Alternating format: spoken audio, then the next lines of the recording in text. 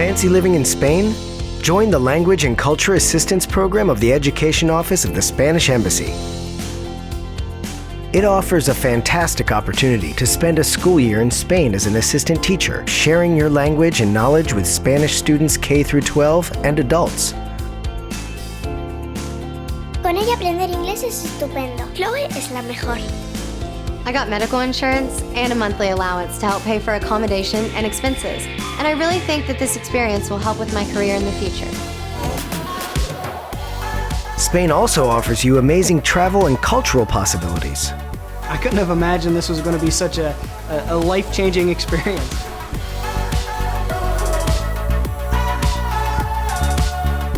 And what about the food? And the lively streets. And the wonderful people. Yo he mejorado mucho mi español. Don't miss this opportunity. Learn more about the Language and Culture Assistance Program of the Education Office of the Embassy of Spain. And grow as you share.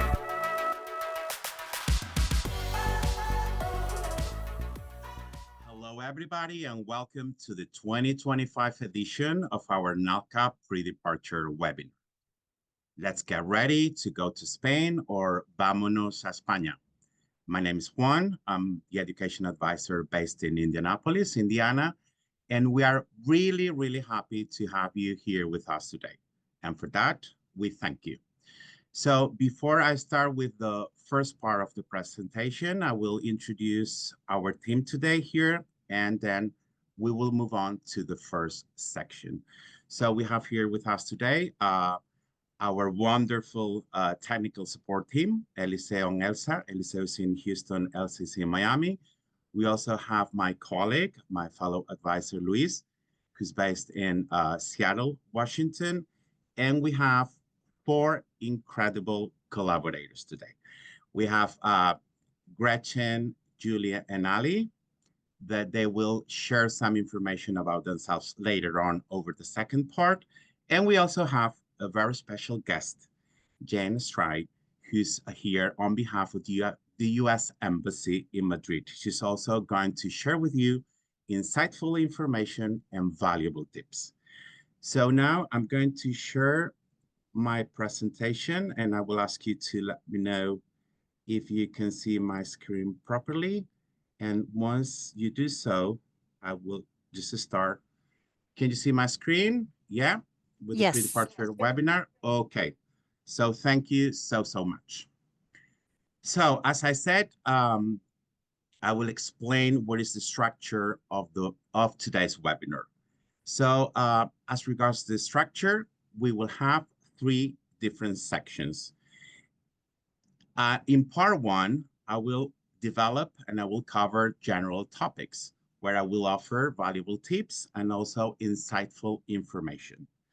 Then we will move on to the second part that I will pass it over to our collaborators.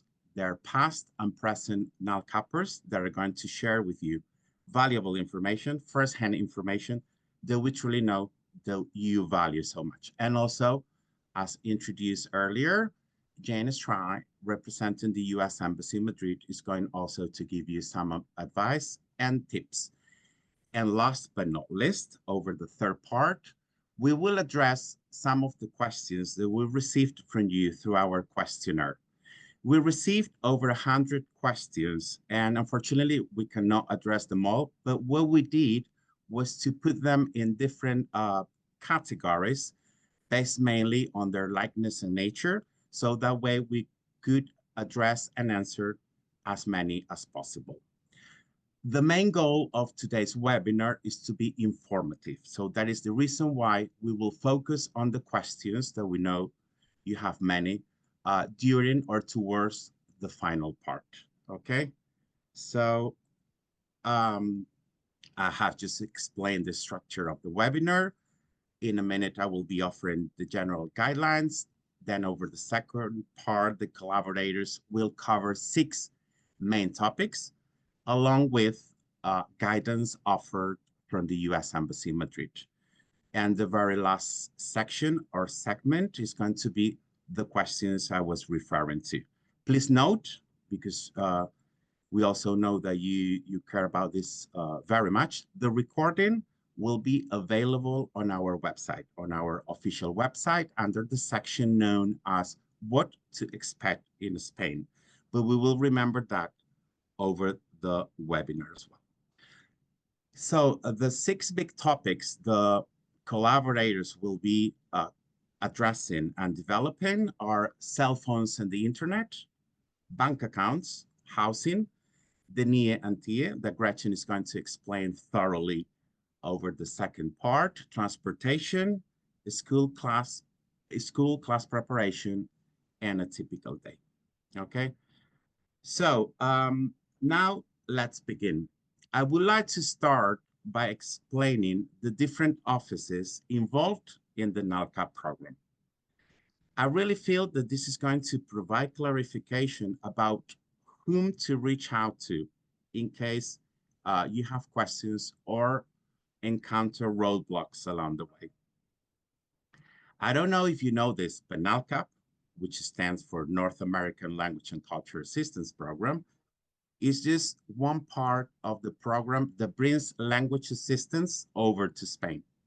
NALCAP is the name given to the program both in the US and Canada, but you will see that there are over 30 countries involved with different languages and nationalities. So as you can see on the diagram, first comes the Education Office of the Embassy of Spain here in the US and Canada. Mainly what we do, or our main duties here, are to promote the program and also answer questions and help and guide all the applicants during the application period. Let's move on now to the second office, which is the Ministry of Education in Spain. What they do there is to review the applications, and also they assign the regional placements. Moving on now to the office number 3 is the regional education offices. And it's important here that I explain in detail and clarify that they are the ones who assign the schools and they send out the placement letters, okay? So they also take care of the medical insurance, and they offer an orientation session at the very beginning. Once you receive your placement letters, if you have any questions, you should get in touch with them, as they are the ones who can really provide further information and clarification, or just details. And then we get to the schools you will be placed at. Please, please, please, as soon as you get your placement letters, get in touch with your schools. The information that you need is going to be on the placement letter, the contact details. Speak to the coordinators, to the principals, rely on your mentors, because they can provide help, not only in terms of resources, but also when it comes to certain aspects of logistics, such as housing and other needs. They will provide you with your schedule as well upon arrival. So we know that most of you, or some of you that were assigned to Andalusia, you were receiving some information. So we have today, we have an announcement to make and to share with you. Okay, so regarding the situation in Andalusia, we would like to share an important update with you. The following information that I'm going to share with you reflects the most recent developments as of today. The Ministry of Education is currently and actively working on reassigning Andalusia's appointed candidates to other available locations. Those candidates who cannot be reassigned immediately, they will be placed on a waiting list and will be offered a new placement as soon as positions become available. We know the inconvenience of it, and we sincerely apologize for this situation, and truly, truly appreciate your patience and your understanding, okay? So we wanted to share this with you, as we know there were so many concerns and questions regarding this information. Also, if you need further information, please send us an email to our email address. I will refer to the specific email address towards the end of the webinar, as through that we could offer you updates or information as just we get that along the way. So this is just to recap the offices involved. As we said, the Education Office of the Embassy of Spain. This is extremely important that you get familiar with in order to know how the steps go along the whole procedure of assigning the placements. So we promote the program in both in the US and Canada through webinars, emails, and also info sessions that we offer to universities. As I mentioned earlier, over 30 countries are involved in this program, covering and helping with different languages. The Ministry of Education, they review the applications and assign the regional placements. And as I have just said, it's actually the regional education offices. We have 17 all over Spain, known as Comunidades Autónomas, but we also have Ceuta and Melilla. So they are the ones that assign the schools. They are the ones that have the information regarding the placements and the information also as regards the schools, okay? They provide the grants, the medical insurance, and the orientation session as well. And then when it comes to schools, contact them as soon as you can, as soon as you have the information. There are different types of schools. As you know, you could be placed in an elementary school, also including kindergarten or preschool most of the times. Secondary, which are different in Spain. In Spain, secondary schools, they comprise what is here middle and high school, and then the official language schools. So all the schools you are assigned to, they will provide you with your schedule. And once again, ask for help or clarification or guidance to your coordinator, to your mentor, or to your principal. So far, over 50,000 participants have taken part in the program, and you will as well. So please don't despair. There are still some placements that will be given like shortly. So let's move on now to the other offices involved when it comes to applying to your visa. You know, there are certain requirements that you have to comply with, and there are different types of paperwork that you have to get ready before you, the final step, that is to get your visa, okay? So I'm going to refer to the American offices that they will provide you with the background checks and the apostilles. Sometimes they experience delays, and that is something that we're aware of. So for that, we have a word of recommendation here. We know that sometimes the background checks are not, the process is not as delayed as the one with the apostilles. So once you hand in all your paperwork for the apostille, we recommend that you get in touch with your congressperson or the senator's office, as we have been told that they can be of great help. Actually, in the past, they were helping you a lot in order to expedite the apostille and the paperwork, so that way you could have them ready sooner than otherwise. Then the consulates of Spain, both in the US and Canada. They will provide you with a visa, and in your visa, you should have an NIE, which is the number you're going to need in Spain in order to apply for the residency card. Sometimes your visa doesn't have it, but not to worry, because still you could get it in Spain through the Oficina de Extranjería, okay?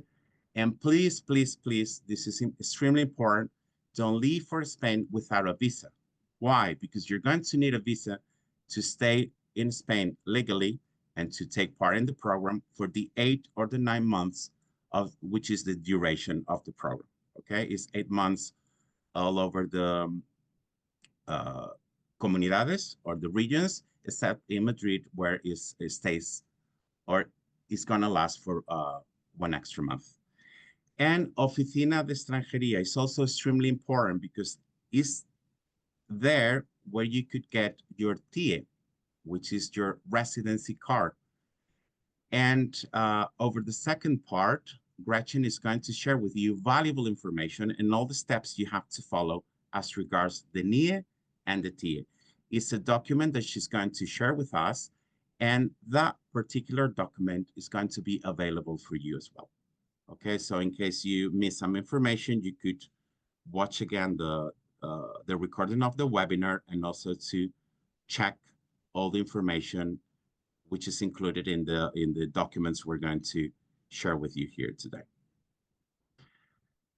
As I said, the background check, you're going to need it together with the apostilles. And the apostilles is actually the legalization of the documents. That is why it's so important that you have it ready as soon as possible. As I said earlier, to try and get around this, once you send the apostille paperwork in for their process, reach out to your congressperson or your senator's office.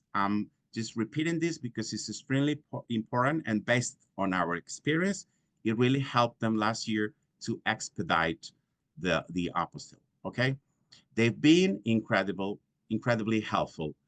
And also, please check your consulate website. You have to get familiar with it because they have their own requirements and their paces as well. So as soon as you get familiar with the information they share on their website, it's going to help you to navigate through the whole process, okay? I repeat here, your visa should have an IE, the number, but in case they do not have it, you could always get one once you are in Spain already. We also have a lot of information, very useful information on our official website, NALCAP Spain, not only as regards the program, but also applying for a visa section is the section that you have to visit. So there you will have all the steps that you have to follow, and also the content details and even some manuals, some guides and videos, which are very illustrative for you to understand the whole process. Please note the consulates have outsourced to BLS. So if you need to contact BLS for further information or to complete the whole visa application process, please make sure you do it via email and not their call center, because unfortunately, sometimes they experience some glitches, and by email is going to be much more effective, and they will get back to you as soon as they can, okay? As I said, the consulates, they have different requirements and timelines. That is the reason why it's so important that you are familiar with your very own consulate of reference. Sometimes they ask you, or oftentimes they ask you for one permanent address in Spain. And since you're here, you don't have it yet. So if they insist, you have to provide the school address. That information is the one that you can get on your placement letter. We also recommend when you go to BLS for the final step or the final procedure to get your visa ready, that you take with you a printed copy of your appointment confirmation. Maybe you don't need it, but it's going to come in handy in case they ask for it. And once again, please don't leave without a visa, because you need a visa to stay legally in Spain and to take part in the program. Also, it's important that you bear this in mind, or you keep this in mind. Don't buy your plane ticket up until you have your visa, because we have seen cases where they just bought the ticket, and the day they were about to depart, they didn't have the visa yet, so they lost it. So what maybe you can do is to buy a plane ticket that offers you the possibility to change the dates or to adjust the dates accordingly. Okay? As said, and all things considered, please visit our applying for a visa section on our website, because there you could find all this information together with some other documents and guides which are going to be extremely useful and helpful for you. Now I'm going to refer to our website. So I'm going to help you learn and understand the different sections we have, which are going to be very good or very useful for you to navigate the website. So as you can see on the right-hand side with the yellow with the red arrow there, we have the what to expect in Spain. There is the particular section where we will upload today's recording once it's ready. And on the right-hand side, the contact us information is a section where you can get the contact details for the regional education offices and some other email addresses, which are extremely useful when you have to get in touch with us.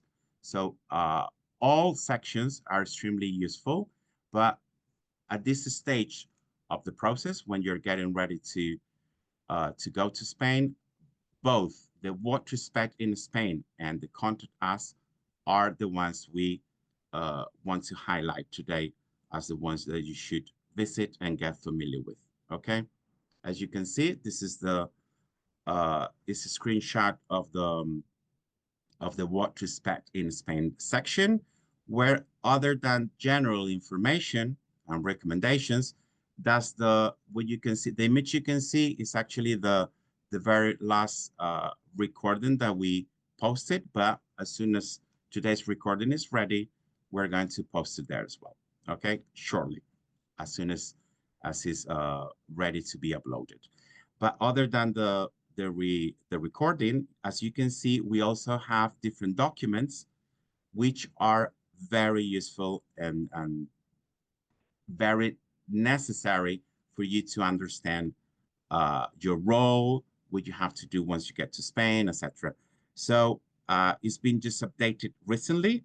So the documents are the language assistant guidelines, the new one for the school year 2025-2026. Also, you have a document covering and including the description of language assistant tasks and duties.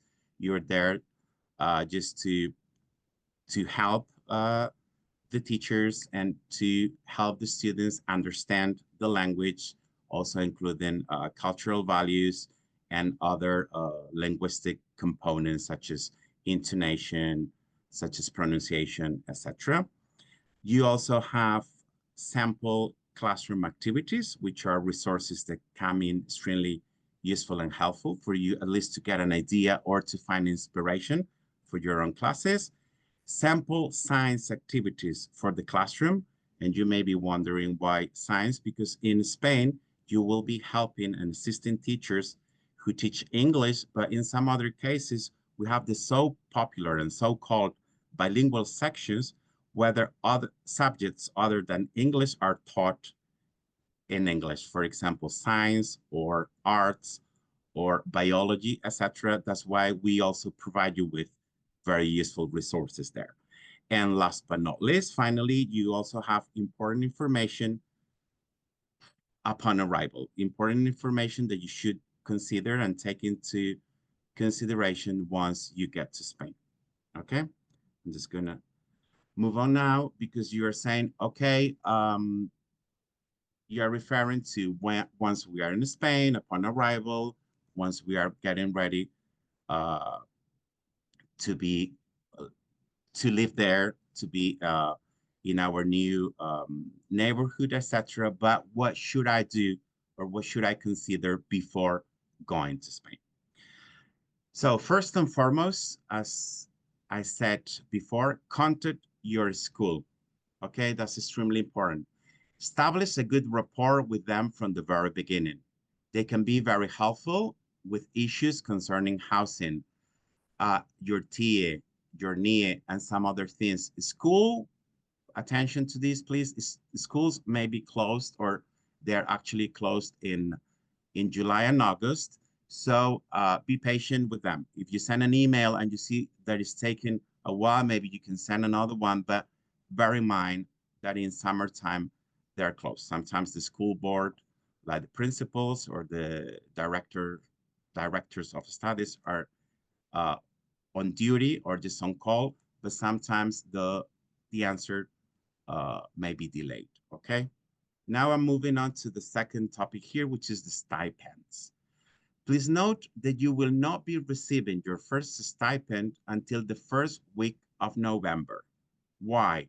Because in Spain, they are sent out on a monthly basis, not every 2 weeks like it happens here in the US or in Canada. So you'll be getting to Spain in mid or late September, let's say, and you will be a language assistant starting in October, but you will not receive the grant until November. Also, randomly, some regional education offices may experience administrative issues, which can delay those stipends. For this reason, please make sure that you take to Spain enough money to cover your initial expenses, because you're going to have some, like buying your SIM card or paying the deposit. So make sure you have enough money at least up until December or around December, okay?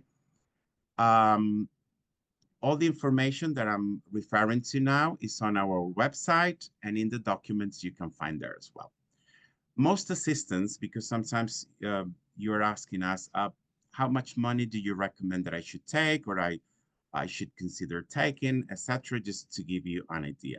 So as a fact, we know that most assistants live with about $3,000, but you know that this is very personal. And of course, it's going to depend entirely on each person's spending habits and also where you're placed. Needless to say that if you are like in a small town, you know, the cost of living is going to be way cheaper than in cities. But it's good to know and to calculate the more or less how much money you're going to need, taking into consideration all those variables. Meds or medication. If you have a chronic illness, we strongly recommend taking with you medication that you need, especially for the first months until you find your bearings once you are in Spain. For example, asthma inhalers or any other permanent type of medication that you need, okay? Your medical insurance does not cover medication, but in Spain, you will find that meds are much, much cheaper than they are in the US or in Canada. Also, I would like to emphasize here that other than the medication you need and complying with that or taking that into consideration, it's extremely important that you also check with the airline that you're going to fly with that is a type of medication that you are allowed to take with you on the plane, or just the dosage or the number of refills, etc. So it's always recommendable as well that you check that and that you keep this in mind. Unlock your phone, okay? Your phone, you're going to need it there, of course, and before leaving, you should unlock it so that way you can put a Spanish SIM card once you get there. Ali, one of our collaborators, is going to talk about cell phones and the internet, and she's going to give you valuable tips on this. And finally, your role as a language assistant, okay? Your school will be assigning you a mentor to guide you through life at school, okay? So rely on them, please. Go to them if you are experiencing any issues, if you have concerns, if you come up with questions. They are there to help you. As to your role, you are not a teacher. I repeat, you are not a teacher. You are there to help and to assist. You shouldn't be alone in class with an entire group of students. And you are not responsible for grading or talking to parents, okay? In the unlikely event that you encounter difficulties, Please discuss this with your coordinator or directly with your principal. And if this doesn't work, to escalate, contact your regional education office. So once again, you can see how important is that you are in touch and that you know how to get in touch or in contact with your regional education office, okay? So that's just, since we're gonna share the presentation as the webinar is being recorded, you have the keywords there that we want you to pay attention to, okay? As regards to stipends, medication, unlock your phone, language assistance roles.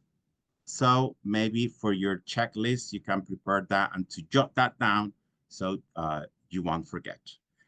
And now I'm going to refer to several documents that you should make copies of and take to Spain with you.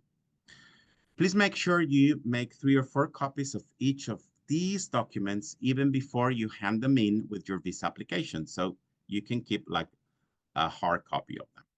Sometimes they are needed, sometimes they are not, but just in case, it's always good to have them with you. A copy of your passport with the information and the visa page.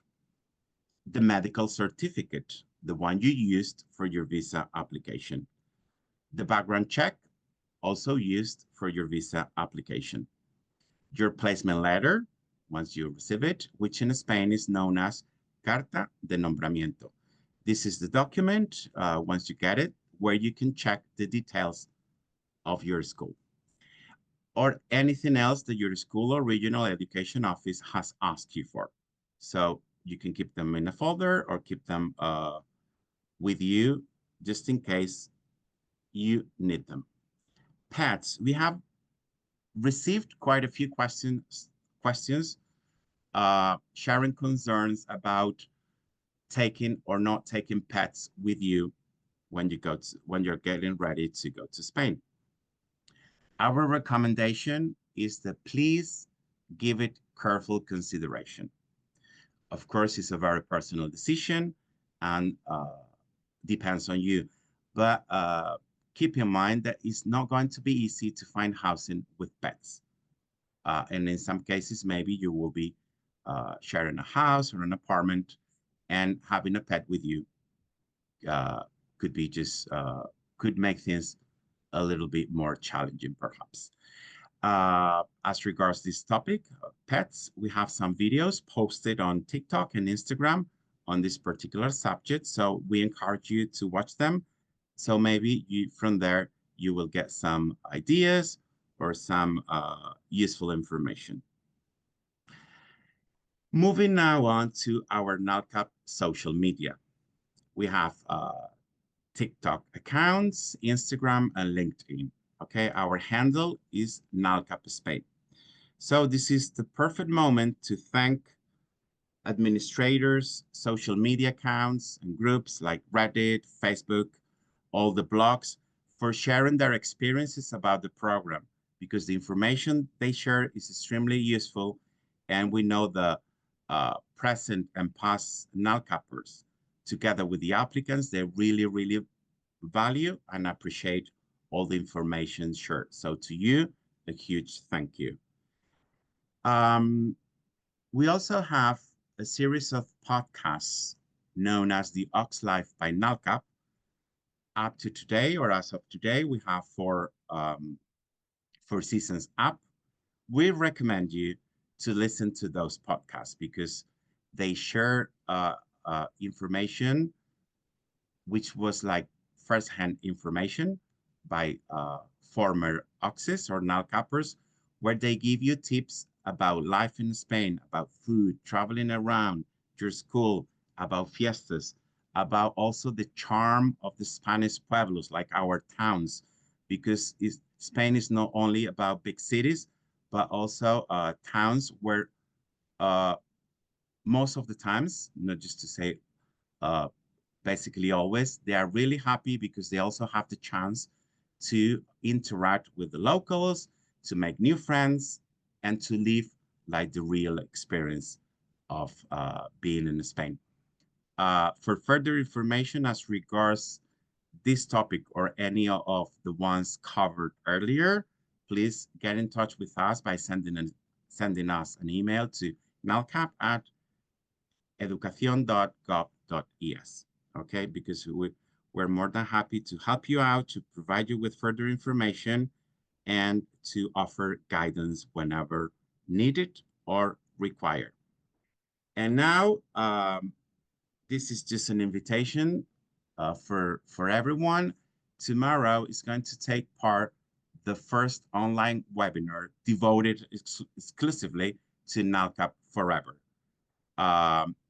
They will give tips and they will share experiences. So please don't miss the chance to know more about NALCAP alumni.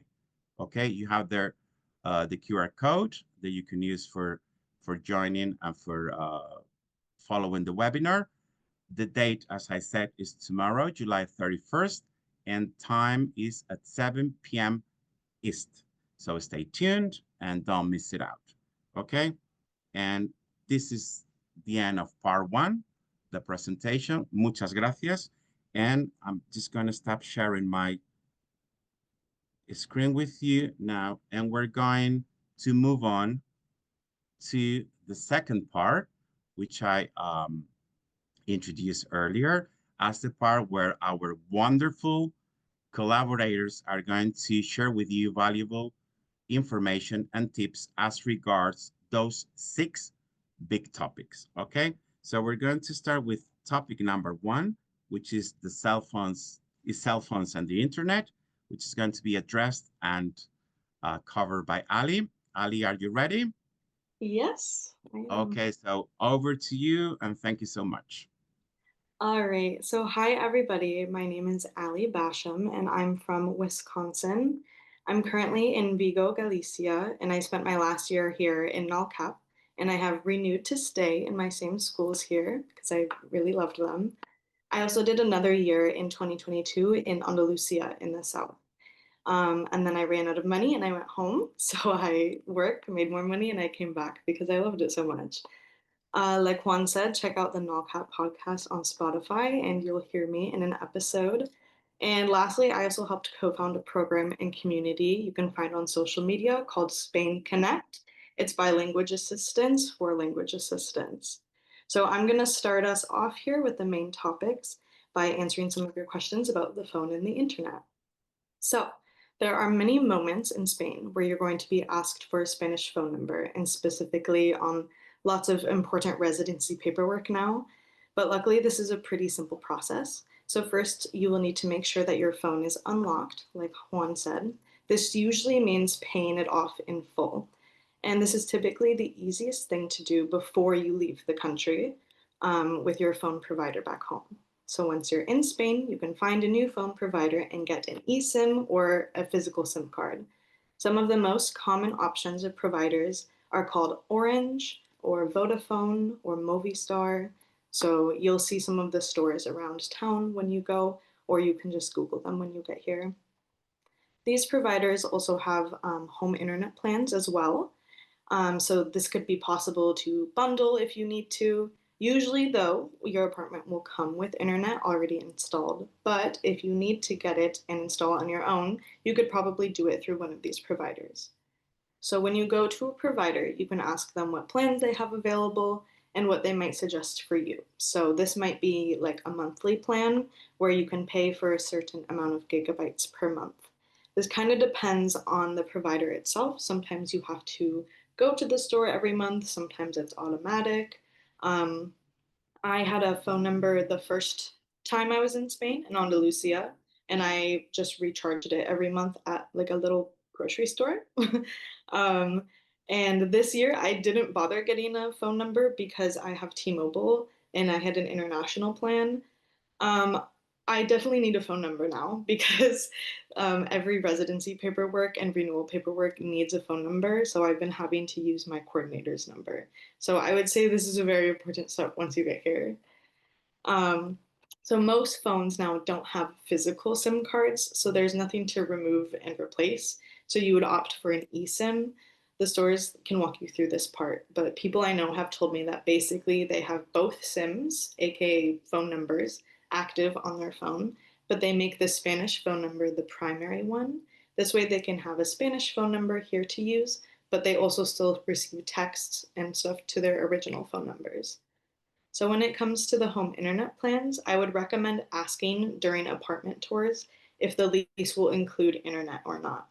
Like I said, most will, but if not, you can always ask the landlord what they would suggest too. Almost everyone here in Spain is very kind and helpful and full of advice.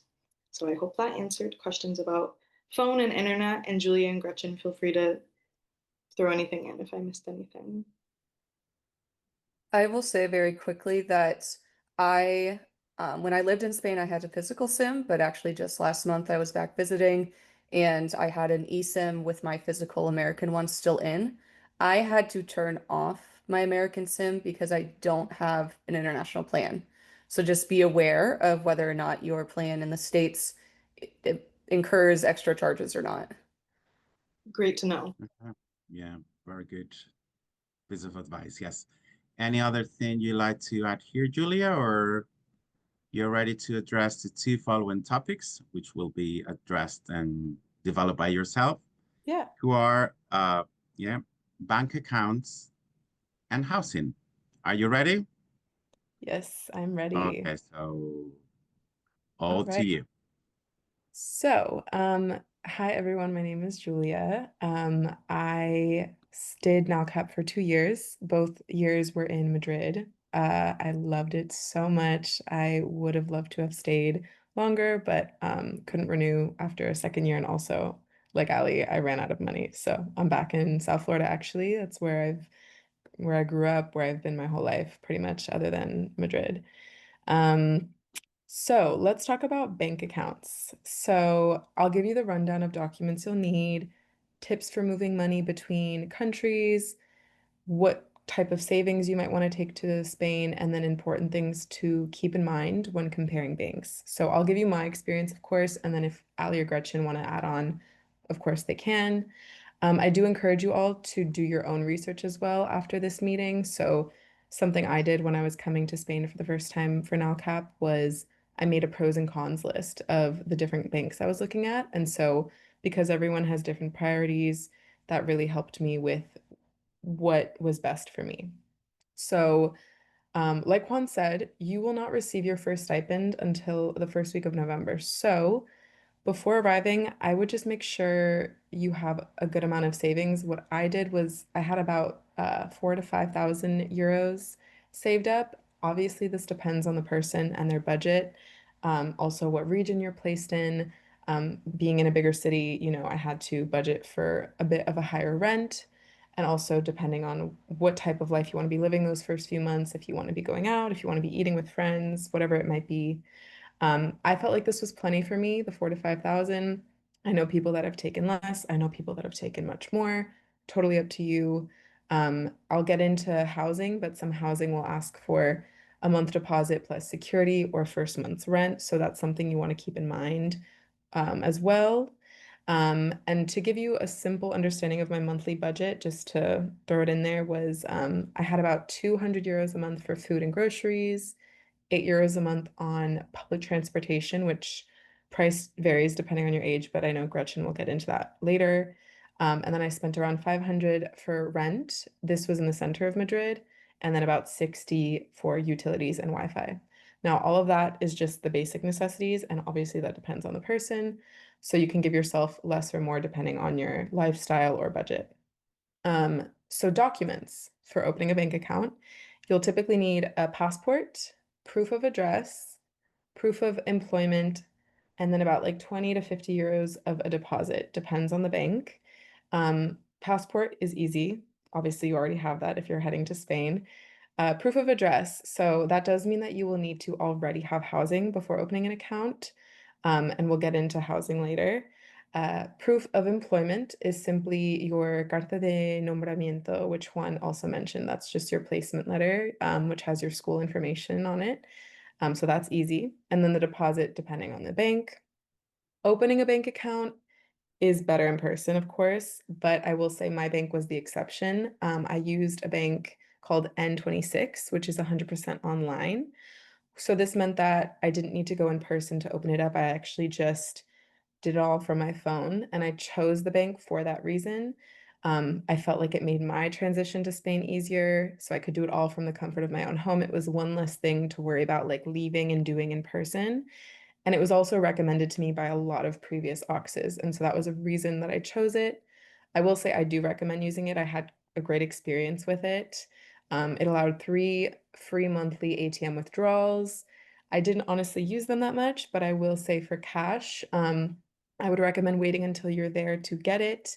I didn't have much on me that often, but I will say you need it for your TA application, and then as well, depending on if you like to shop, if you go to certain markets, maybe they need cash only. But cash I wouldn't worry about too much. If you need like a lot of it, you're good. Another thing is I kept my US account open while I was in Spain, and I used an app called Wise for foreign transactions. So this was another app that I heard through previous Auxes that was really useful for me. So whenever I needed to move money between accounts, I used that. The transaction fee was really low, and for day-to-day payments, I used my Spanish debit card, my N26 debit card. Every once in a while, I would use my American Express credit card, but that was really only to get like accumulate points if I was planning like a big trip or something. And then when I did that, when I used my American Express, I would always pay in euros. So that's something you'll see a lot if you use your American debit card or credit card, is when you go to pay, it'll say euros or dollars. 99.9% of the time, I'll say pay in euros because the exchange rate tends to be on the lower side, but obviously you might want to check with your bank because everyone's different. Um, Another bank that I heard about would be Santander. I heard really great things about this one. I don't know if you've done your research and heard of that one. It's very popular in Spain. That one you can go in person, and I've heard great things. So I'm sure, you can go ahead with that one as well if you're interested. And one last thing to keep in mind for banks is you will want to have your bank situated, your bank account done and taken care of before October 15th. This is because you'll want to provide the ministry your information, your bank information, to get your stipend set up and ready to go. So that's just like a date you want to keep in your mind when it comes to setting up your bank account. That's everything I have for now. I will see if Gretchen or Ali have anything else to add before I move on to housing. I just had one thing about N26. I also use that and I really love it as well. I was able to set up the account before I had housing because I used my school's address first as my like permanent address. So it allowed me to set up the account and then I could change the address afterwards once I had housing. For an in-person bank, I really liked Sabadell when I used it in Andalusia. That's just a personal thing. But another thing to do with N26 is sometimes the schools will ask for like this extra certification from the N26 account, like stating that it's you. And then you just need to like message somebody with like online to get like this statement saying your account with your name, but it needs your NIE on it. So that was like the one thing that was a little bit tricky, but it's kind of easy to resolve. I don't know if you had to do that too, but that was my experience. And I'll just chime in with quick support for Santander, kind of the other side of things.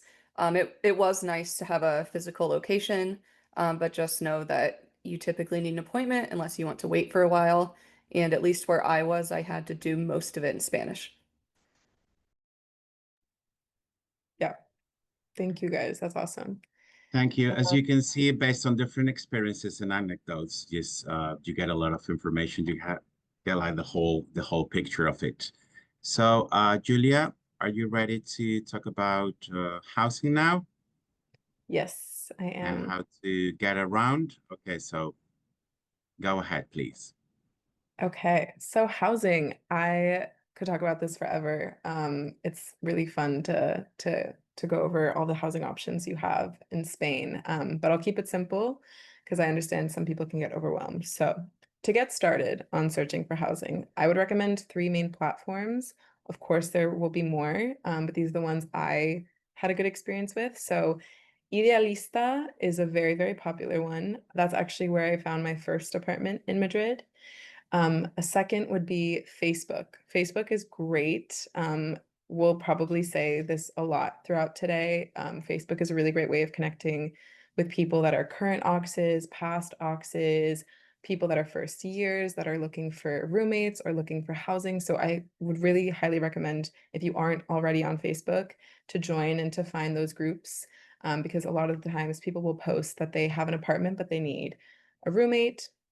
And then the third would be anuncios.com. So those are the main three.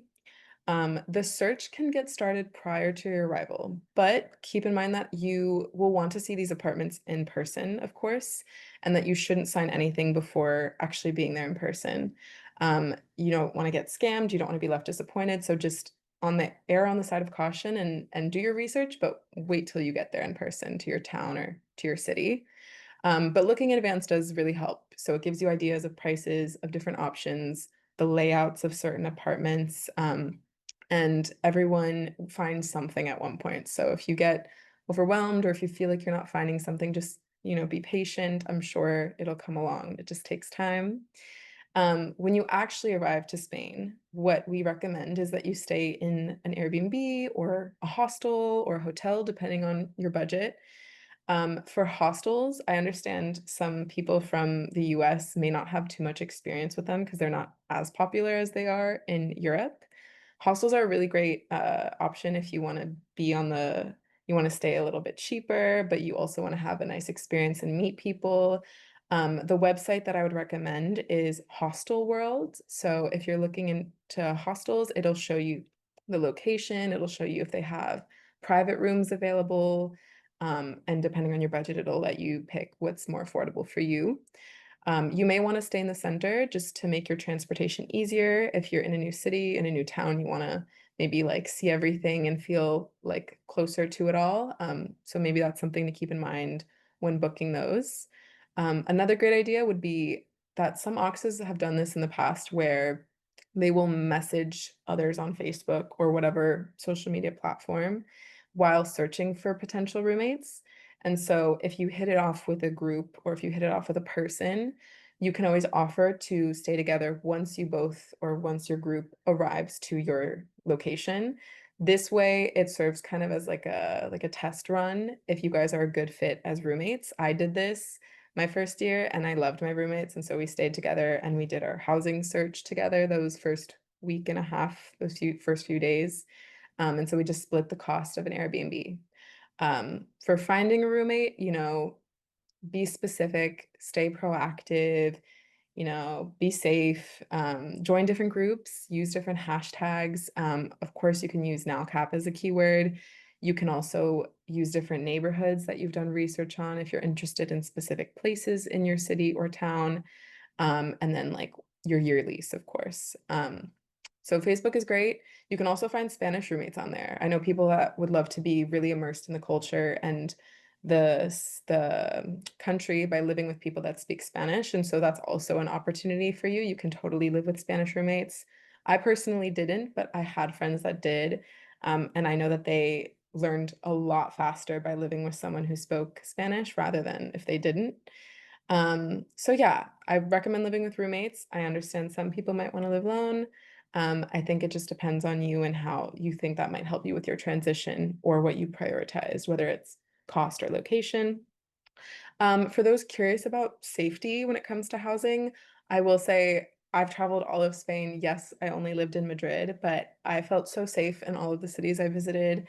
Obviously, you want to take precautions anywhere you go. And when searching for housing, you want to be, particular and detailed, but I wouldn't say it's something to worry about. So don't worry. And then I'm going to go ahead and actually share my screen because I have a example of a housing contract. This looks pretty much exactly like what mine looks like for both years. Can everyone see this? Yeah, okay, cool. So for your housing contract, when you find your housing and you're ready to sign your lease, I would recommend, research the neighborhood, double check the contract. A lot of the times these contracts are going to be in Spanish, of course.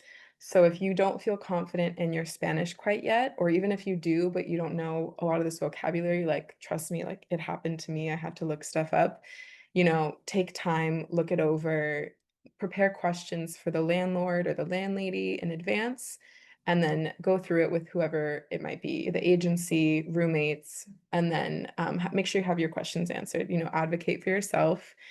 And I would also recommend taking videos at move-in. I always did this just to like protect myself if there was any damages prior to me getting there. Um, but that's just a little something to remember.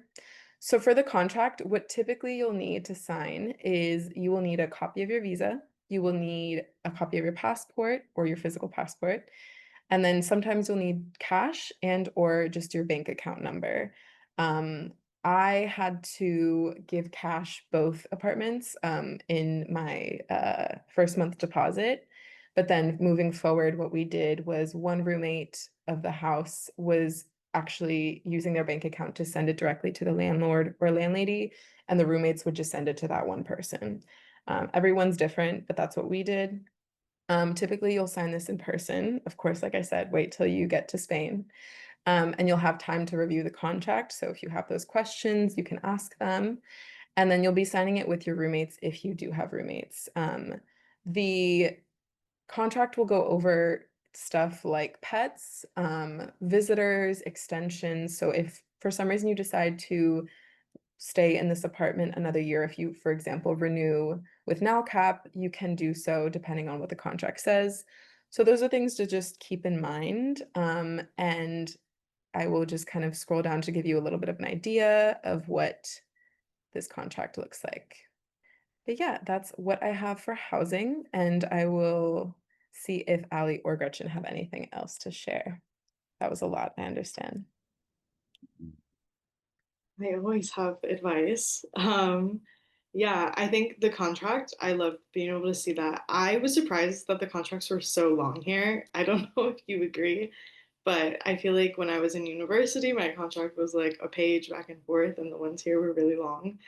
But yeah, I think if you need help with that, ask your coordinators. They are usually pretty helpful with needing like translation services as well.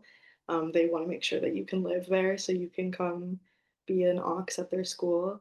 One of the things that I did a lot, specifically in Vigo, this was recommended to me, was to go in person to the real estate agencies, which are called inmobiliarias, and to ask them what they have, because like there's so many oxes coming in at once, and university students if you're living in a big university city, and everybody's kind of fighting for housing. So going in person might have a better response than like messaging people on the apps. But all of Mm. those sites that you suggested I also used.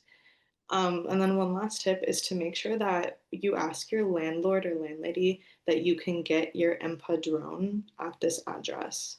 And I think Gretchen's going to go over this a little bit with the like TIA process. So she'll tell you what the empadrone is. Okay, thank you so much. Just a word of clarification here. When Julia was referring to the placement letter, that's the one you can use as an official proof because you are part of a language and culture program. And as such, that is the one that is going to say, okay, I'm receiving my stipend because I'm taking part in this program. I'm a language assistant, and I'm going to be assisting uh, students and teachers at the school. So that's why they take it as a legal proof of you being part of the program and that you are entitled also to stay for the whole school year in our country, in Spain. Okay, so now we have to move on to topic number 4, which is slightly challenging, I would dare say, but Gretchen is going to explain it perfectly and is going to shed a lot of light on this, which is the TIE and the NIE, or the NIE and the TIE. Gretchen, are you ready? Yes, hello. I will intro So myself first here and over then I'll to share my you. Yes. screen. Thank you. So I'm Gretchen. I currently live in Ohio, but in Spain I was in Cartagena in the region of Murcia, and I saw the Murcia WhatsApp group. I see you're here. Hello, Murcia people. I also am going to be on the podcast like Ali as well, And if you DM the Instagram account with questions, it's probably me that is responding. So, that intro out of the way, let me share my screen because this is potentially one of the most complicated topics and a little bit scary, but hopefully this is helpful. So, your TA. TA and NIE sounding very similar. The NIE, N standing for numero or number. This is your identification number. And as Juan said earlier, this should be on your visa. Now, this number will then be used to get your TA. T standing for tarjeta, a card. And this is your physical identification card that then has the NIE number on it. So the names are a little bit confusing, but that's the difference between the two. Now, your visa is only valid for 90 days.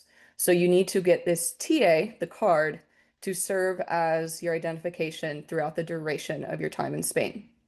And you want to try to get this appointment as soon as possible. So I won't go through each of these steps, but this will walk you step by step through how to go about acquiring this tarjeta, the card. And this document is something very similar to what I used when I was in Spain, and we've passed it along within NALCAP, made some updates to it. And as Juan said as well, this will be available to you with the links and everything. So hopefully it's a very seamless process if you follow this. Now, also, I know I'm saying, oh, you need to do this as soon as possible. A lot of times this website here will not let you pass one of the first steps unless you are in Spain or have a very specific VPN. So sometimes it works, sometimes it doesn't if you're outside of Spain. So be patient. And if you can't get it to work until you're in Spain, just as soon as you get there, start working through this process. So you'll work through these steps to get to the point that you are solicitar cita, asking for an appointment at your police station to go and apply for this card. Now, I will say that sometimes it's difficult to get an appointment, especially when all of these oxes are arriving, and then anybody else who is a visitor in Spain needing this card as well. So be patient, but be persistent. Typically, a given office will release several appointments at a time on a given day every week. So I don't know, maybe it's Friday morning at 10 a.m. They put out their appointments for the upcoming week. What happened in my region is people would send in a group chat, hey, everybody, like appointments just got posted, go take a look. So everyone would rush to the website and try to find an appointment. So again, patient but persistent. So when you have this appointment, there are certain documents that we've already been touching on that you will need to bring to prove that you have employment, that you are legally going to be in Spain, that you have an apartment. So one of them, the ever famous carta de nombramiento, or your acceptance letter. This is something, along with these other things here, you can prepare before coming to Spain. So you can have that ready. Now, another thing is an additional photo that will be used for the card, different from your visa. Now, the size, the 32 by 26 is a little weird. It may not be the exact size of a passport photo or a visa photo. So what I recommend actually is all around Spain, there's these little photo booths that you can pay under 10 euros to get this picture taken, and you know it's going to be the proper size. Also, it prints out like 6 of them. And so my friends and I ended up giving each other the extra ones. We had like a dance mom's pyramid on our fridge with everybody's pictures. So it's kind of funny. And my visa picture, I looked like a Teletubby. So this picture was better. I recommend the photo booths. You can also prepare by scanning all of the pages of your passport. It takes a lot of ink, but it's necessary. And then of course your physical passport. There will then also be this, like the actual application for the document that you need to fill out and print out. Now, with a lot of these things, I'm telling you to print, print, print. There are print stores around Spain that you can typically email or take on a USB to the print store and print out these pages for a few cents each. Now, things that you will have to do in Spain. There's a tax that you have to pay to acquire this card. It's usually under 20 euros. I did not look to see what the exact amount is this year, but it's not going to be something crazy. But if you think in the US, when you go to get a new driver's license, it's not free. You have to pay a little bit. So to do that, there's an additional form linked here that you'll fill out. Say, I'm going to be purchasing this card. It then has a barcode on it that you will take to the bank. They will scan it and they will say, okay, this is the amount you owe. You can do it at an ATM or you can do it in person at a bank. Again, because my bank was Santander, I had a physical location, so it was really easy for me to just go in and talk to them. Now, with this document, a problem I ran into is certain PDFs like to cut off the barcode at the bottom. So just be careful when you print it. I was going back and forth between the bank and the print store, reprinting things. And then also to go to the appointment, you will want to bring a confirmation from those earlier steps that said, this is my appointment. You can't just walk in. You have to have an appointment. Now, number 8. So we briefly talked about this with housing. The empadronamiento. This is something that you may or may not need, at least in my experience. Essentially what this is after you have your lease with your apartment, you go to the city hall, the ayuntamiento, to say, this is where I am living, I am establishing, this is my home, and the landlord approves. And then they process this empadronamiento for you. Now, at my visa or my TA appointment, I didn't have it yet. It was in the process, but I figured I'll go to the appointment, I'll see what happens. They told me that they would prefer that I had it, but they were going to give me the TA anyway. So it was a little bit of a weird situation, but I know other people who needed it. I know other people who didn't and didn't hear anything about it. So I would say err on the side of caution and at least start working on that empadronamiento once you have your apartment. Sorry, that's a bit confusing. And even again, I'm saying my own experience was a little confusing. And then after about 30 to 45 days, which mine was actually quicker than this, your card will be ready. When you go into your initial appointment, they'll give you a lote number that says you are number blah, blah, blah in our processing. And once that number has been reached, they post it on the wall. So you might be able to say, hey, what number's on the wall? Or you can go to this website, search the city that you did it in, and see what number they have currently processed. So once you see it's ready, you have to make another appointment. Again, you can't just walk in. But so for that, you will go back to the top of this document, go through steps 1 through 10 again with a slight change at step 6 to schedule it's your time to go pick it up. And so I believe when I picked mine up, it was very simple. I walked in, I showed them I had the appointment, and there was my card. Now, once I had this, I felt so relieved because I remember being in the webinar and thinking, wow, even when I get to Spain, there's more documents, there's more things to do. Once I had this card in my hands, and I was pretty lucky, I got it early November, I was like, wow, like it's done. Like I have everything, I am set. Like I'm doing this. So it's a little stressful, but again, patient but persistent, and it will be so exciting once you have this card in hand. All right, that was a lot. And as Juan said, this will be shared with you all. There are links here, but I'm also warning you again that they may not work until you're in Spain. So Ali and Julia, do you have anything to add on this big topic? I was thinking while you were reviewing the empadronamiento, something that happened with me was my roommate. I would live with 3 girls. One of them actually made the appointment to go get it, and on the form to go get the empadronamiento, she could actually fill out me and the roommate's information and just took our passports with her and got it for us. So that was like one less thing for me to do, and the roommates just all did it together, and that was really helpful.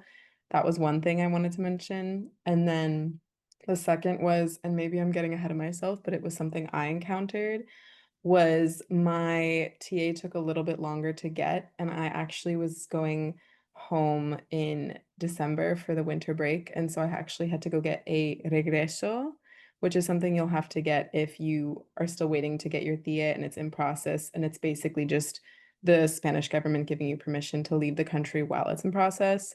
If you want to like make a little asterisk on your notes, if you're taking notes, if that's something you're planning on doing, like just in case, I doubt you'll have to get one, but that's just something I dealt with personally. That's all. Yeah, the regresso is a really good point. Something to look into if you think that you're gonna go home and you might need it. Something that I wanted to mention was like how Julia and I said that we used N26, which is an online bank. So you might be thinking, oh, how am I supposed to go pay that TASA form at a bank if I have an online bank? Well, you can still go to a bank in person, even if you don't have an account there. So that was my experience. In Galicia, we have something called a banca. I just went to the banca. You have to go before 11 a.m. This also was the same for me in Andalusia when I went to my physical bank. They only accepted these specific like tax payments before 11 a.m. And so I got up really early before school and just went there and had cash and just presented this form and said I have to pay the TASA and paid them cash and it was fine. They're going to stamp it and then they'll give it back to you. And then one more thing is with the appointments for getting the TIA. I actually there was just no appointments happening for me. This was my personal experience. So I just made an appointment for something else and I just went with all of my stuff and I just kind of played like dumb American a little bit and I was like, there's no appointments anywhere. Please give me the TA. And I had all of the stuff. So they're like, yeah, okay. So they just processed it for me. So even if there's not appointments, like if you feel anxious about it, you can try to do other things. And most people there are really low stress and they're very helpful. So they want you to have a good experience. So that's Okay. just my 2 cents. So thank you so much for the valuable information and all the tips that I know they're going to appreciate. So Gretchen, are you ready to move on to topic 5, transportation?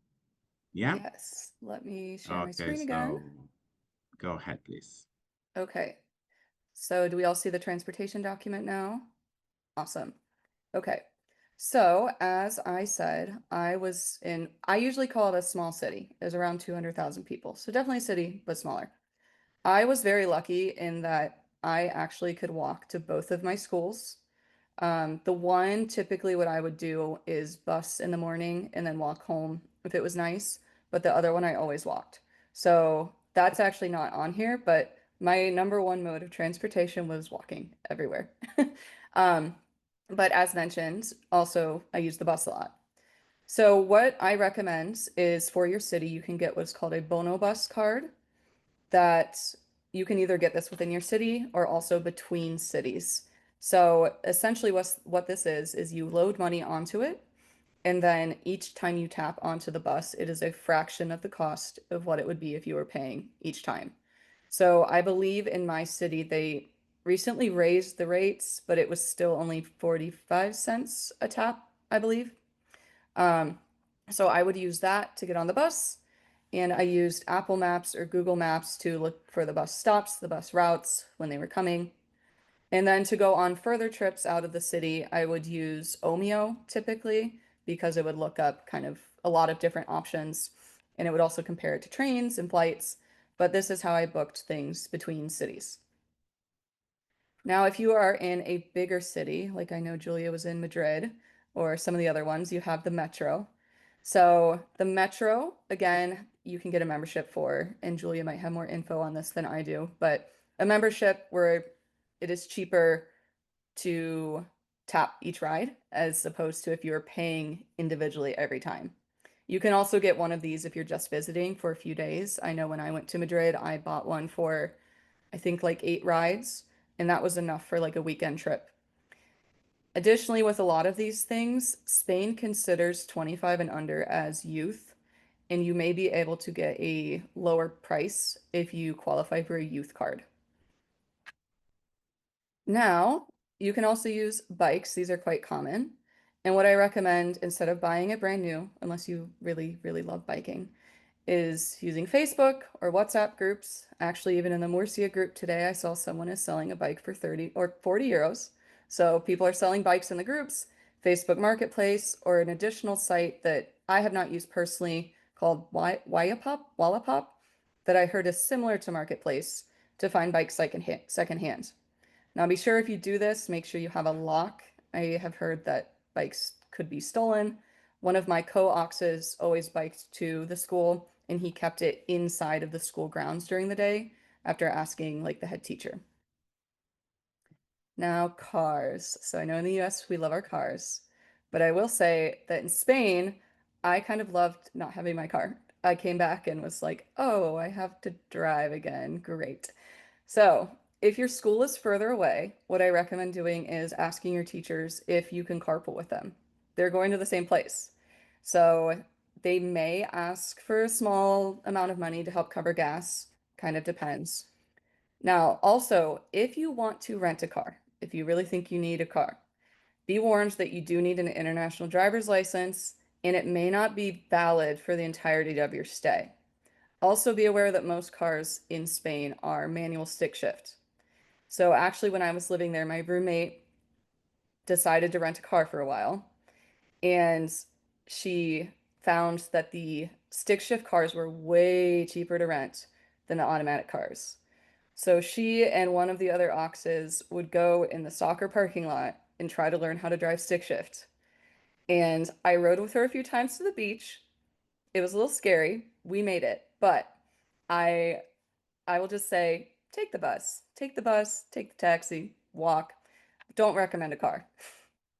However, there is something called BlaBlaCar, and this is great if you're going further distances and it's a rideshare program.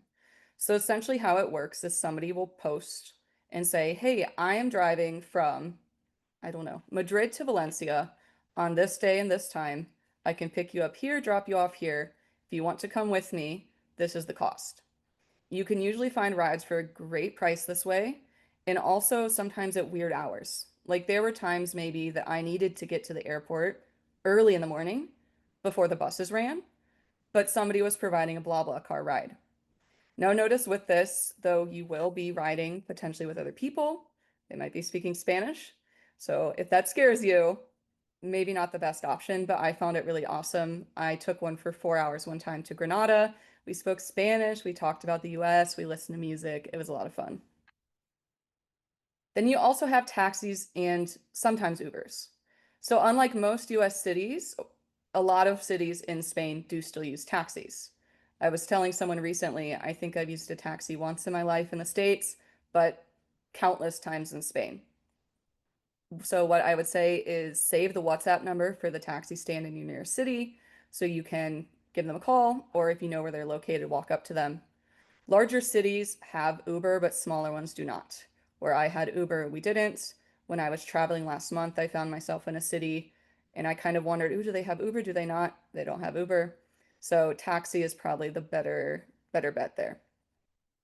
And lastly, trains. Trains are so fun. I like them better than buses. They're probably my preferred method of transportation. You usually get more legroom. You can get up and walk around. There's a food car. I enjoy trains. So you can get them to go further distances across long spans with Spain, or they have what's called cercanías, which is kind of metro train hybrid. Like, for example, I took one, some of them around Madrid. And I would say, again, use Omio app to book these longer tickets between cities. And it's awesome because Omio in the same page will compare the price of bus versus train. So a lot of my advice is based on being in this smaller city and then some traveling I've done. So if Ali and Julia have any input from different city styles, let me know. I'll go really quickly with the metro in Madrid. So I'm sure it's the same in like Barcelona and some other bigger cities. You will need to get an identification card. That's something you can just make an appointment for online. You'll go, you'll take a picture, they'll check your ID to make sure you're 25, 26, however old you are. And that'll determine how much you pay monthly for the unlimited metro use and bus use. I paid originally €8 a month because I was 23 when I began my life in Madrid. And actually, literally right before coming back to Florida, they switched it to €10 a month, but still pretty cheap. It was unlimited, and I could use it to get from in the city to the mountains if I wanted to go hiking or to go skiing in the winter. So that was really great. And yeah, if Ali has anything else. Okay. Yeah, here in Vigo, I don't know if this is similar to anywhere else, but our buses that run within the city, you can only pay with one of your like Bono tap cards, basically. It's just the city card, but I needed to get my empadronamiento in order to get this card. So, like Gretchen talked about before, you probably just get the empadrone, even if you don't think you'd need it for your tea appointment, Mhm. because otherwise I had to pay in cash before I got this card, and it was like euro 50 something. And with the card, it's like 53 cents. So it's a lot better. And I take the bus to one of my schools and then I walk to other schools. So, and that's something I'll cover too, is having more than one school in the next thing that we talk about. Okay, thank you to the three of you. As you can see, they're providing a lot of information.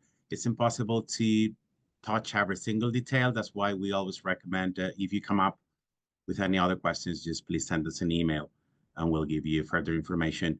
So now topic number 6. Yeah, your daily routine at school or just life as a language assistant. Okay, Yes. Ali, So, over as to most you. of you are probably thinking, what will you actually be doing in the schools? This was like my number one question before I started the program. So we'll start at the beginning. If you've received your carta, then you will have your school's contact information on it, like Juan said earlier. If you've not already, I would definitely recommend emailing your coordinator at your school and introducing yourself. This can definitely be in English. And it can be as simple as letting them know your name or what you prefer to be called, where you're from, maybe if you have experience with kids or teaching. And you can also ask for any recommendations on housing or transport as well. You can ask for the previous language assistance contact. So then you can reach out to them too for advice. That was really helpful for me. Some of you may have two schools like me. This seems pretty common, at least in Galicia, for the primary schools. In this case, you might have two contacts on the carta, and you can go ahead and email both of them. And it can also just be the same thing that you say in both emails. These coordinators will be working together to file your paperwork, so they'll at least know of each other a little bit. When it comes to schedules, it would be a miracle if they happen to have that already. I really doubt that they do. So sorry if you hear a baby. I'm currently an au pair and she's crying a little bit. um, so the main thing with Spain is you just have to be patient. So it's about to be August here, like we said. It's very hot. Everyone wants to be on vacation. So you probably won't have a schedule until the week that you start, to be honest, and that's totally okay. For all of my type A friends out there, just learn how to relax a little bit and go with the flow because things like this will happen a lot in Spain. Once you have an arrival date in Spain, I would just let your coordinators know, ask them when's a good day for you to come visit the school before you start. When you go in person, you can practice your commute, you can meet your coordinators or some other teachers, and then hopefully they'll give you your schedule done. If you have two schools, your hours will be split between both, and you shouldn't have to go to both schools in the same day. This is at least what my coordinator told me. All the AUXes this year are teaching between 14 and 16 hours, I believe. So this will most likely be over 4 days, typically with Fridays off. Do not count on having Fridays off. I know some people that had Mondays off. I know people that had Wednesdays off. I personally had no days off. I worked all 5 days of the week, but I still only worked over 16 hours. So some days I didn't go in until like 12, and then I was done within 2 hours. Some days I went in at 9 and I was done by 11 a.m. It worked well for me. Um, so every school, every region is different. At school, you'll be assigned to classes with teachers that speak English. So your main objective of assisting in the classroom is to encourage students to speak and use English. So this normally consists of giving presentations about your state or your culture, the sports you like. I did one about the Super Bowl and they love that. Spanish boys love soccer. So if you can relate to them on the sport front, that's how you can win them over. Maybe like how your prom went in high school, what your house and your family life is like, holidays that you celebrate. Tongue twisters was super fun for me. Playing the telephone game is fun for those that have like a higher English level, writing some short stories. So those are all just examples of things that you can do. The first week of school, you'll probably give a presentation about yourself. My best advice is to keep the English simple since you may not have a chance to assess the level of the class yet, and try to make it interactive. So, my favorite things to add are things to do with Spain, like guess what my favorite Spanish food is, and I put up 4 pictures. and they get to like guess. That's something that they know and they know how to say those words. So it's kind of more inviting. Or you could put up pictures of some other things like places you've traveled to or things that you like and see if they can name them. If you're nervous about teaching, think of this as a role that's more trying to create conversation. Okay. So this past year, like I said, I'll do a quick telling of like my personal experience this year. I had two schools. I was in a primary school and an infantile school. The infantile is 3 to 5 years old, so little kids. They don't really know much English. So this one was super simple. I didn't have to prepare anything. I would show up and I would just kind of roll with what the teachers wanted to do. It's mostly like good morning songs. How are you? We learn colors, we learn emotions, you learn basic food and animals. It's pretty simple. And then in the primary school I was working in, I was with the fifth grade and the sixth grade, and I was put in their English classes and their art classes. So in their English classes, I would work with the teachers and I would just come up with some presentations like the ones that I mentioned. In the art class, I normally wouldn't prepare anything, just a couple presentations here and there about like the theme that they were doing. My school had a theme of movies all year. So they based their art project around different themes like that. So I would give a presentation about Harry Potter or about the Addams family, something like that. Mostly, I would use that time to go to every student's table and to talk to every single student. I would definitely encourage this kind of interaction. It's a little bit more casual and they get to know you in a better setting than just you standing up there giving a presentation every time. So I really like that. And kids, like, they love to talk about themselves. So I feel like just asking them questions, letting them listen to English is really important. So along with this, with the workload, I would say that it was never more than like 3 hours a week that I was prepping material. Okay. For the school calendar, I know some people asked about this. You can just Google calendario escolar in your region of Spain. It may not be posted yet, but then it's possible that the Christmas break and the spring breaks are posted. So your school will probably give you that later on. And then with the dress code, there isn't any like specific dress code, but I would just suggest a nice casual. Once you start going, you can start paying attention to what your colleagues wear and kind of go from there.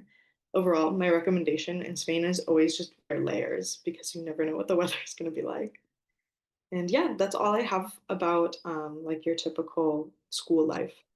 Okay, thank you so much, Charlie. Just to emphasize and highlight here, when she was referring to the number of hours that you spend in one of the schools or two schools you're assigned to, remember, you're not there to be the teacher, but you're there to help, to assist, and just to monitor the students' learning process, to provide like all your expertise as native speakers or native-like speakers. So that was basically referring to that, which could vary depending on the school you're assigned to. Okay, thank you so much. And now we're going to move to the second part of the second segment or section, where Jane Stry, on behalf of the U.S. Embassy in Madrid, she's going to share also valuable information and insightful advice to all of us. Okay, are you ready, Jane? I'm ready, Juan. Thank you so much. So, all yours. Thank you. Thank you for the introduction. And I'm loving listening to all these bits of advice. And when Gretchen was talking about she takes the bus, I also take the bus. I live in Madrid and I take the bus everywhere I go. I totally agree with what she said. As Juan said, my name is Jane and I work at the United States Embassy in Madrid and I work for the State Department. The State Department's #1 goal is the safety of U.S. citizens overseas. So the services that I'll be explaining, of course, are only for U.S. citizens, but our advice is good for everybody. And I'm very excited to be here with all of you. I think that this is such an amazing new adventure that you're embarking on. And I'm just going to offer you a few bits of advice and talk about our services. Can you see my screen okay? Great, thank you. So, as I said, I work at the U.S. Embassy in Madrid in a section called American Citizen Services. And we actually have offices throughout Spain. So the embassy is located in Madrid, and we cover the region that is that sort of peach color. So if you are assigned to any of those areas, the easiest location for you to come to for assistance would be Madrid. We have a consulate general in Barcelona, which covers those regions in yellow. And then we have 5 very small offices called consular agencies, and one of them is located in Mallorca in the Balearic Islands. So if you're assigned to any of those islands, you have an office there. We also have an office in Valencia that covers the region in light green. We have offices in Sevilla and Malaga that you can see down south. The office in Malaga actually covers Ceuta and Melilla. And then we have an office in Gran Canaria. And so if you are in the Canary Islands, you also have an office there to assist you. Just so that you know, wherever you are, there's always someone you can reach out to for assistance. And to give you an idea of the kind of work that we do and the services that we offer, I have a list here of kind of the biggest services that we offer to US citizens. And chances are the ones that are most interesting to you are the top 3.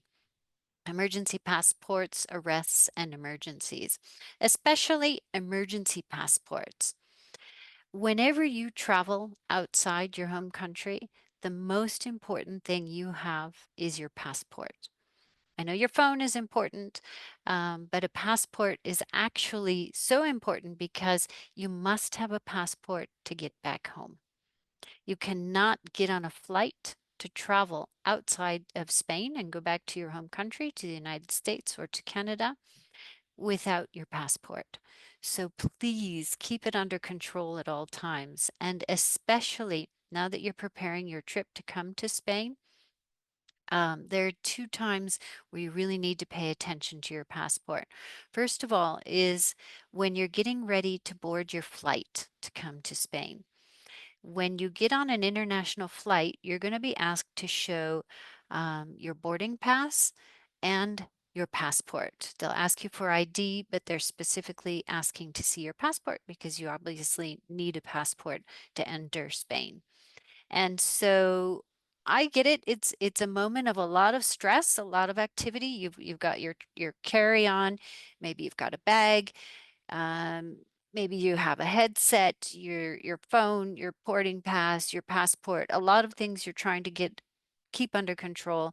You need to show them these items. You get on the airplane, and I see it all the time. People find their seat on the airplane and shove those things that they have in their hands into the seat pocket, put their suitcase up above, and get situated. What I've also seen happen is that those things that get put into that seat pocket in front of them end up staying in that seat pocket in front of them.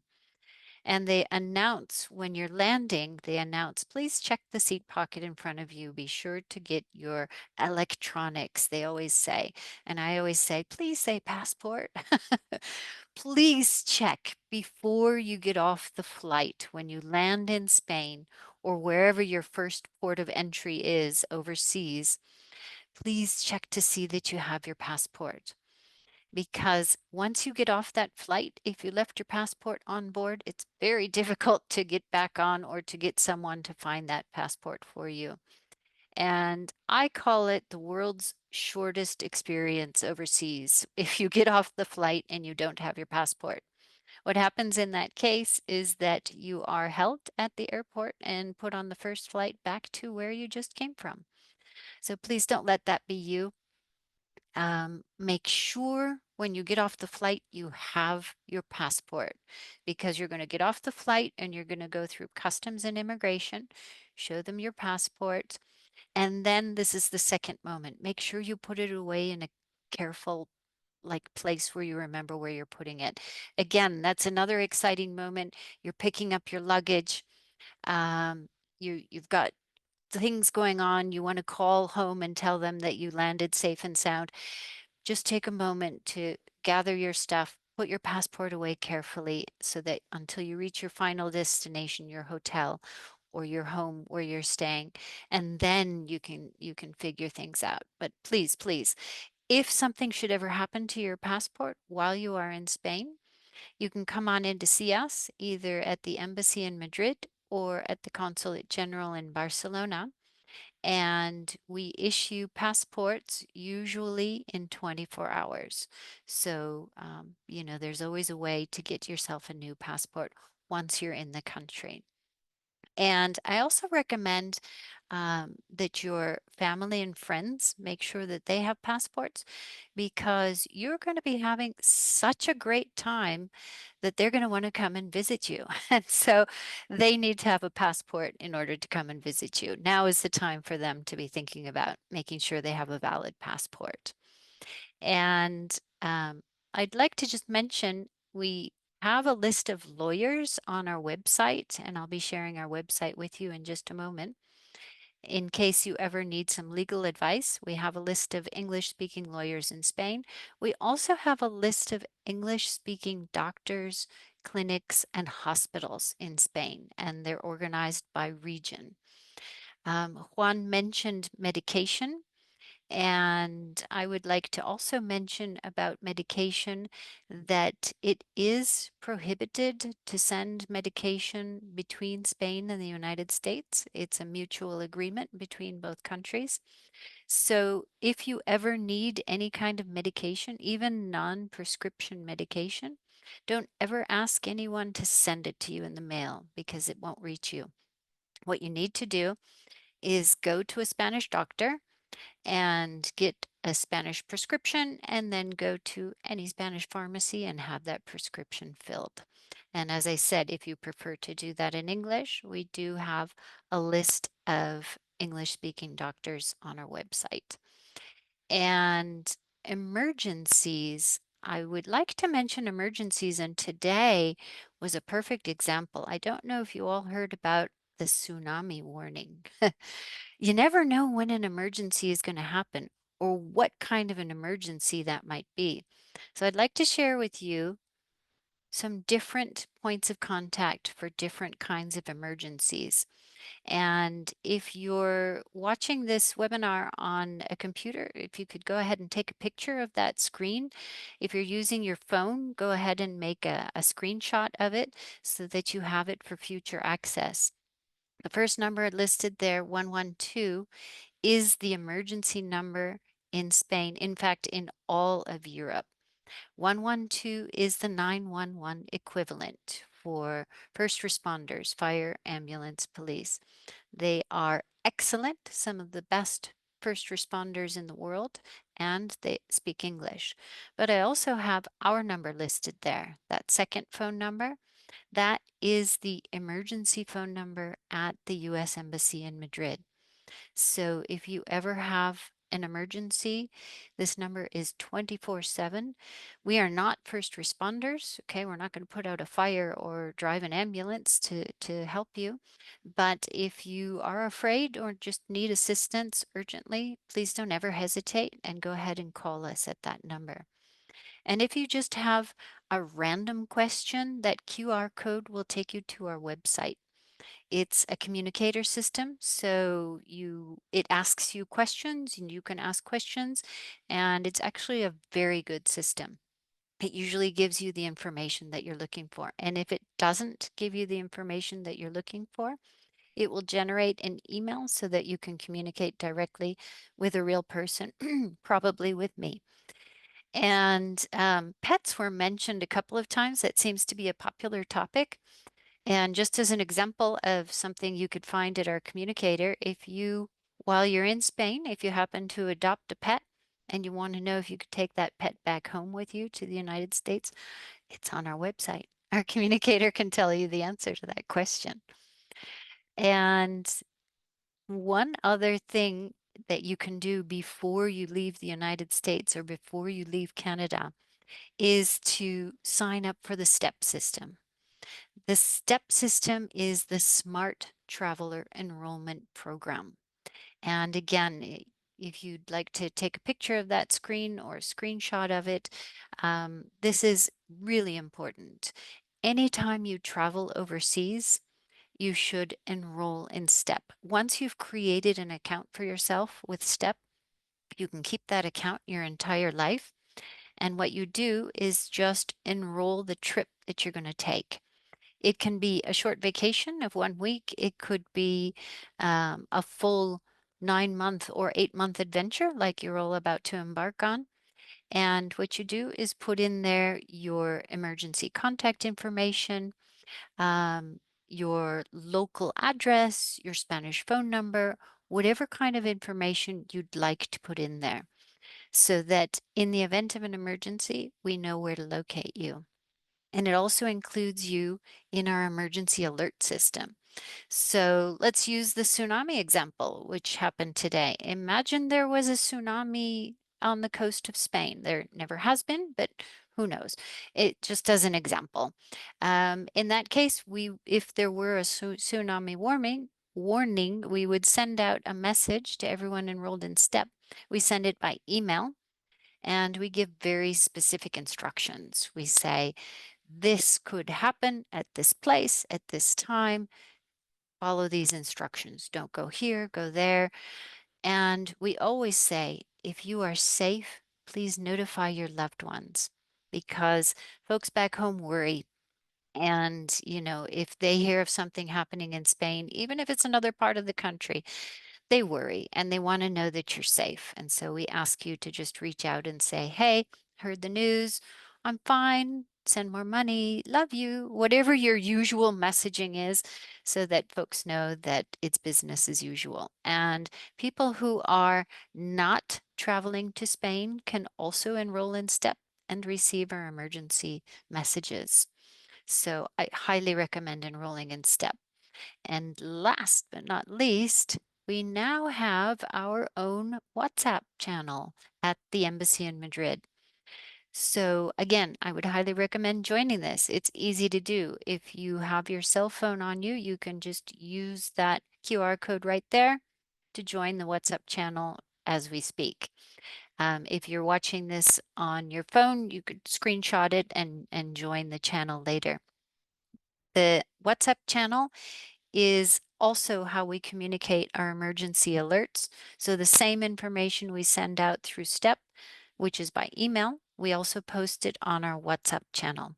And we also post information that's relevant to US citizens or helpful information in general for people who are in Spain. I really recommend joining this. We recently launched it, and so far people are thoroughly enjoying it. I'd like to just emphasize, if you ever communicate with any of us at the embassy, that you're protected by the Privacy Act. Anything you tell us will always remain confidential. We're just here to help. We're trained professionals, and we'll get you the help that you need, whatever the situation is. You're supported by a fantastic team here. I've known them for years. They're fabulous people. I know they're taking good care of you. The program is set up to take care of you, but please know we are also here to take care of you. I wish you all the best and stay safe.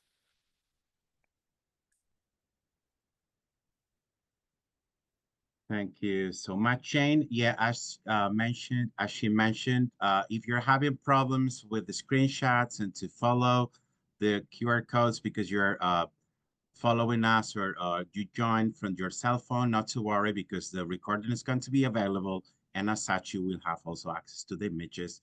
But they're going to be there. They're going to work. In case you experience any problems, you can always reach us out and let us know. So we'll be happy to help you out. So thank you again to all our collaborators. We're moving now to the third segment with my fellow colleague, Luis, who's going to address some of those questions that you sent over through the questionnaire. As I said, there are in groups under different categories in order to maximize the time and be able to address as many as possible as well. Are you ready, Luis? Yes, I am. Thank you very much. Okay, so over to you now. Thank you. Thank you, Juan. First, I would like to thank all the people who've submitted their questions. We've had, as you said earlier, over 100 of them. And I must say that many of them had to do with the topics you, Juan, Ali, Julia, Gretchen, and Jane have already discussed. But I'm going to add up some information. And the first thing is what you mentioned earlier about the situation in Andalusia, which is very important. And in that respect, let me just reiterate what you said, Juan. And the Ministry of Education is currently working on reassigning Andalusia's candidates to other available locations. Those candidates who cannot be reassigned immediately will be placed on a waiting list and be offered new placements as positions become available. And again, we sincerely apologize for this situation and truly appreciate your patience and understanding. So I mentioned this, of course, because we had quite a few questions about this. Now, we have also received questions concerning consular matters, and please know that all consular matters are handled by Consulates General of Spain in the US, and they are under the jurisdiction of the Ministry of Affairs of Spain, not the Ministry of Education.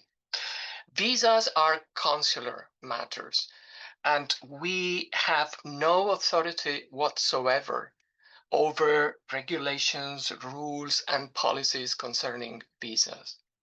So please carefully study the requirements for your visa application and direct your questions to the consular matter you belong to. Finally, as far as securing an early appointment, please know that appointment slots open up. So normally due to cancellations, of course. So our advice is that you check your consulate's webpage and try out regularly, and try to grab one of those. Now, some of the questions we had to do with they were asking about the tasks that assistants, language and culture assistants, will be expected to perform when they get to Spain. And Ali, Julia, and Gretchen referred to this.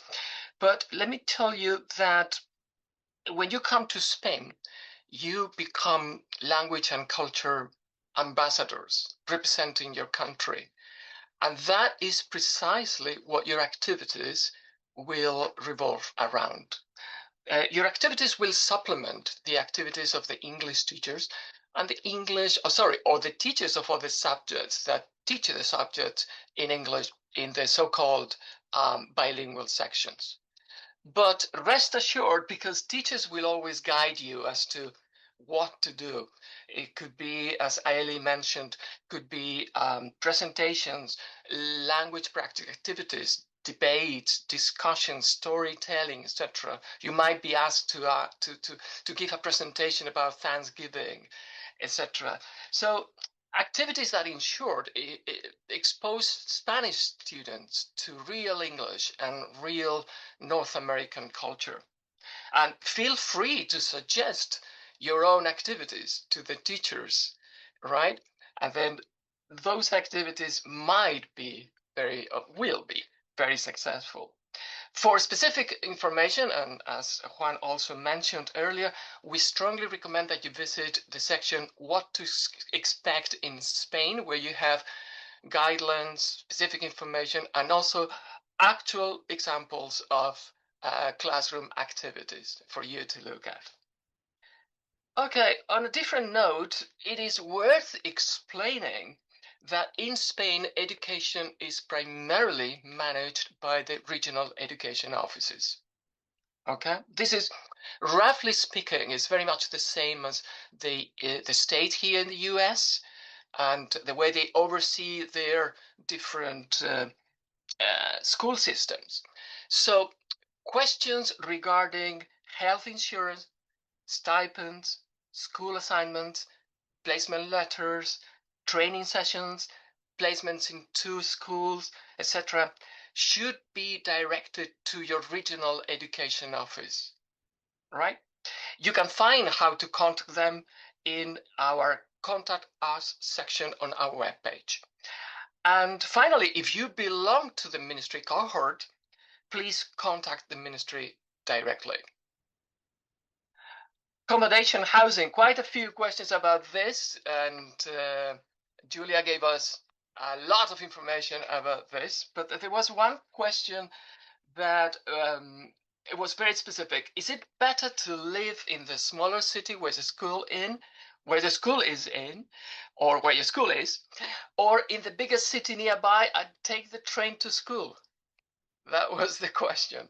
So it's difficult to say, but there are several things to take into account. Apart from the rent, if you want to live in the biggest city, consider everyday commuting in terms of cost, time, comfort, public transportation schedule. However, if you would like to live in the smaller city, consider where you will be spending your spare time and whether or not that smaller city will provide the opportunities, the activities, the places that you expect to enjoy. So it's difficult to say, yes. Do your research. There is no one size fits all answer, but that is what we can tell you. Finding accommodation can be challenging, and there's something I would like to emphasize, which Julia mentioned as well. Contact your school mentor, contact your school. They will help you. They will help you find housing, deal with paperwork, clarify rental contracts, for example, legal concerns that you may have. And this is not only specially recommended in small towns or pueblos because of the connections people have, but also in bigger cities. Why not? Why not? Use rental property search platforms that allow you to visit the property after signing a rental contract. That is very important. And it was mentioned earlier, but I think it's worth repeating this. Never sign a contract without actually visiting the property. Once you are in Spain, you visit it in person. Okay? Join Facebook groups. Julia said it. NALCAP Oxys, WhatsApp chat. Sometimes there are Oxys returning to the US that advertise their apartments in Spain so that other Oxys inherit those properties. So that's also important. Check social media. And also very interesting, you will most likely have to pay a deposit and maybe 1 month's rent up front.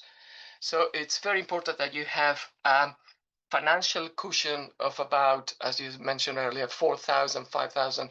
It depends. It's your decision. Euros. Okay. And finally, we had questions on how to interact with the locals. Interacting with the locals is very interesting, especially if you would like to give your Spanish a real boost. Maybe one option, Julia said it, is to share accommodation with Spanish students, Spanish locals, yes, because that will give you the opportunity to use your Spanish in all possible contexts. Okay, so, but I would say that if there are universities in your area, find out about clubs or activities that those universities might be offering. Sports clubs, language clubs, theater, music, whatever. Use applications like Meetup or Tandem or Conversation Exchange. This idea of Conversation Exchange is very, very appealing, I think. You meet somebody at a bar, have some tapas, and then you speak for an hour in English and they speak for an hour in Spanish, and that's a good thing. Join low-cost courses in cooking, for example, art or dance, whatever. Become a volunteer. And very important, attend local events and festivals, and do not hesitate and do not be afraid to strike up conversations. And be curious, be consistent, and be open-minded. Okay, so that's all about it. We are sure you'll have the experience of your life, and if you have further questions, as Juan mentioned, contact us at nalcap@educacion.gov.es, nalcap@educacion.gov.es, and we'll be delighted to reach out to you. So that's all from me. Enjoy, stay in Spain to the fullest, and over to you, Juan. So thank you very much, Luis, and thank you very much to all of you. Just the very last minute here in a nutshell. Thanks to everyone. We wish you the very best. And I'm going to refer to some housekeeping tips and rules. So remember, the recording is going to be available on our website under the section or the tag, what to expect in Spain. Also, as Luis said, please visit the other sections such as Contact Us, where you will find valuable information, especially as regards the contact details for the regional education offices. If you were having some problems with the QR codes, etc., please note that since the recording is going to be available, you could have the chance to have access to them later on, because you can rewatch the recording as many times as you need.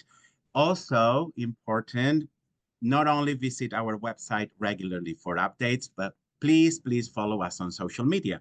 As I said, the handle is NALCAP Spain, and we have very active accounts on TikTok, Instagram, and LinkedIn as well. And just to close up, when you get a placement, when you get the placement letter, you have all the details there. Is the legal proof that you have been accepted and assigned a post as a language assistant, and as such, you will be assigned to a school where you will be an excellent and priceless assistant.